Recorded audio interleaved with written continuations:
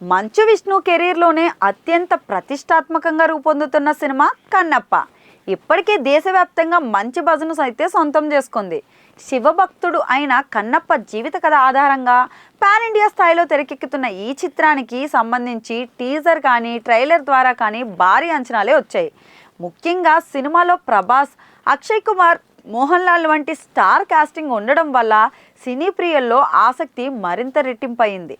ఇక శివుడిగా అక్షయ్ కుమార్, పార్వతిగా కాజల్, నంది పాత్రలో ప్రభాస్ అయితే కనిపించబోతున్నారు. ఇక ఈ సినిమా జూన్ 27న గ్రాండ్గా విడుదల కాబోతుంది. ఇప్పటికే విష్ణు అమెరికాలో వివిధ ప్రమోషనల్ కార్యక్రమాల్లో పాల్గొంటూ సినిమాకు పాజిటివ్ హైప్ తీసుకొస్తున్నారు. ట్రైలర్లో కూడా భారీ యాక్షన్, ఎమోషనల్ కంటెంట్ చూపించడంతో సినిమా విజువల్స్ కానీ స్కేల్ మీద కానీ అంచనాలు మరింతగా పెరిగాయి.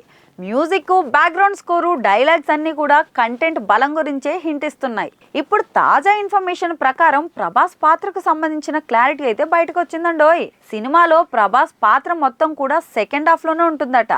అది కూడా దాదాపు అరగంట నిడివి ఉన్న పాత్రని ఇండస్ట్రీ వర్గాల్లో టాక్. అంటే అతను మామూలు గెస్ట్ అపీరియన్స్ కాదన్నమాట. కథకు కీలక మలుపు వచ్చే సమయంలో ప్రభాస్ పాత్ర ఎంటర్ అవుతుందని, కథను కొత్త దిశగా మలుపు తిప్పేలా ఉంటుందని తెలుస్తోంది. మరి ఈ మ్యాటర్ బయటికి రావడంతో ప్రభాస్ ఫ్యాన్స్ లో ఆనందం అయితే వచ్చేసిందండోయ్.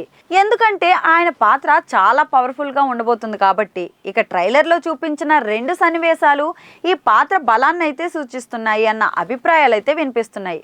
ముఖ్యంగా నంది పాత్రగా ప్రభాస్ కనిపించడం విశేషమని చెప్పొచ్చు.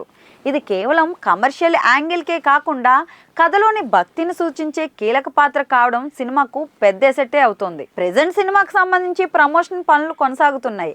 ఇక సినిమా విజువల్ ఎక్స్పీరియన్స్ కు తగ్గట్టుగా టీమ్స్ అయితే పనిచేస్తున్నాయి. మొత్తంగా చెప్పాలంటే ప్రభాస్ పాత్ర కేవలం స్టార్డమ్ కోసమే కాకుండా కథలో కీలకంగా ఉండబోతుందన్న టాక్ అయితే సినిమాపై అంచనాలను రెట్టింపజేసిందండి. ఇక కన్నప్ప సినిమా జూన్ 27న థియేటర్లో విడుదలవుతున్న విషయం అయితే తెలిసిందే. ఇక బాక్స్ ఆఫీస్ వద్ద కలెక్షన్ ఏ రేంజ్లో ఉంటాయో చూడాలి.